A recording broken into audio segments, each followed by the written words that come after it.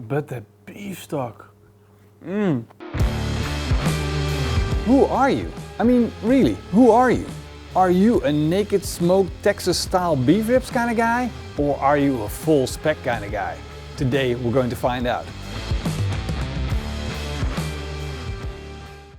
It's a serious question though, because if you put a lot of money, like 30 euros in a piece like this, you want to make sure you're going to make it nice and tasty and the way you like it, because it's all about personal preference. We gotta talk a little bit about these beef ribs, because there are loads of types of beef ribs, but I want to talk about the breed specifically. This is Irish grass-fed beef, which means it doesn't have a lot of marbling. And that is something you have to consider. If it doesn't have a lot of marbling, it's probably a little bit cheaper because it didn't take as much effort to produce. But when you're cooking it, there's no fat that will render down and keep your beef ribs nice and juicy. Yes, it's going to be a challenge. As you can see, these beef ribs need a little bit of work. There are floppy bits all over the place, there's silver skin hanging off it, and if you're thinking, wow, that's a nice fat cap on top, it's not. It's a lot of silver skin with just a little bit of fat, so definitely worth trimming it off. And if you did, you're going to be happy about that decision, because it will let the smoke and the flavors from the rub penetrate the meat. So we're going to trim it off using a flexible knife that will make the job much easier. Make sure you get every last bit of silver skin off and clean it up real good. Then we're going to square it up and make it look pretty. As you can see, there's not a lot of fat on these beef ribs, and it's going to be a challenge to keep them juicy, as I said. I know what you're thinking. What do you mean with full spec? Well, I mean all the trimmings you can have on beef ribs to make them juicy and tasty, like they use in competition style beef ribs or brisket. So the first option is injection. You're going to need a tray for that. Put the beef ribs in and then inject it with a beef broth. You can do a lot of things to your injection, like adding beef rubs, more salt and pepper, but I like to keep it simple, because your beef broth is already salty, it's going to make your beef ribs taste more like beef, and if you put even more flavor in it, you might overdo it. So just suck it all up, and then just jab it in the meat of your beef ribs. You want to make sure that you hit all spots and get it fully loaded up with the beef broth. That's why we have it in a dripping pan. Don't worry that you're going to overdo it, because if you put too much in there, it's going to go out while you're cooking. After you inject it, you're going to just let it sit for around 5 minutes for the juices to spread out through the meat. While I was waiting for the juices in the beef ribs to spread out, I just whipped up a quick beef rib rub, consisting of a little bit of black pepper, salt, garlic, onion powder. And if you're looking for a good rub, check out my website. So now it's back to the beef ribs, pat them dry, make sure you do a good job at that, and then rub them with mustard. Turning the whole thing yellow, give it a nice thick coat, and then put the beef rub on, turning it into a beautiful looking set of beef ribs.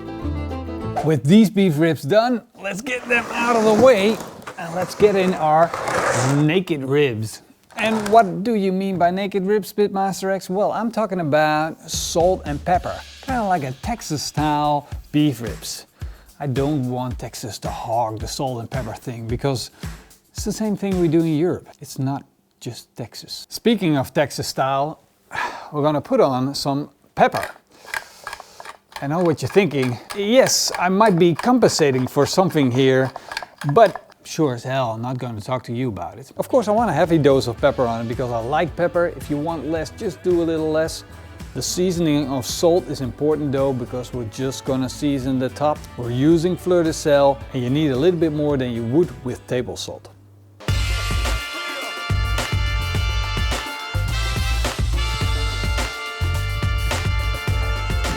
We're going to be cooking these beef ribs at a temperature of 140 degrees Celsius. We're going to give them time to pick up smoke until they reach a core temperature of 70 degrees Celsius. So that's when we'll be back checking in.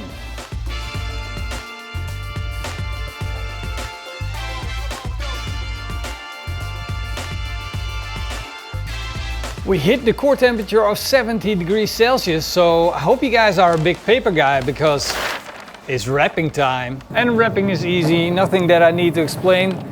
Beef ribs, butcher paper, wrap it up. Now close the lid and let it continue to cook until we hit that sweet spot of 93 degrees Celsius.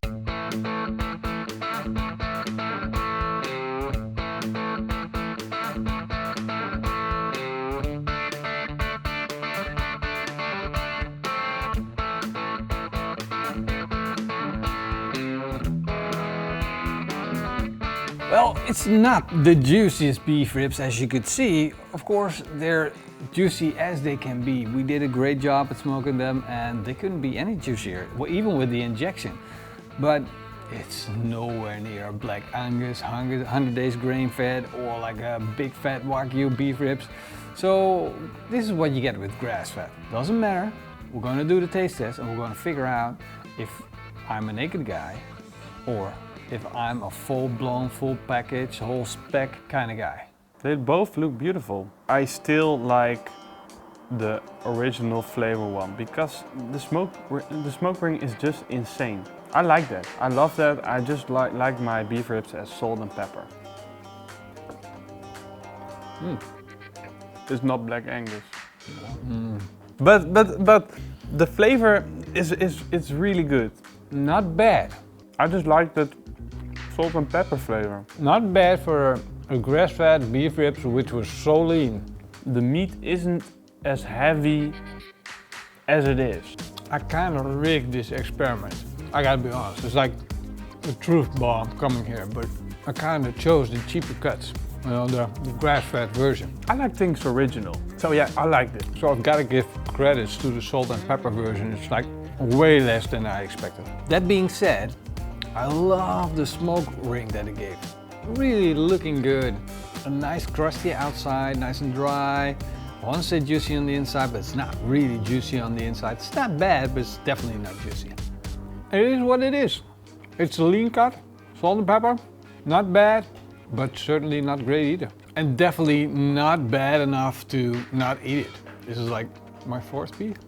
But I've seen how Roel prepared that rub and how he prepared that insane beef ribs with the beef stock. I think it's time to switch to the full SPEC version. Kinda make me wonder.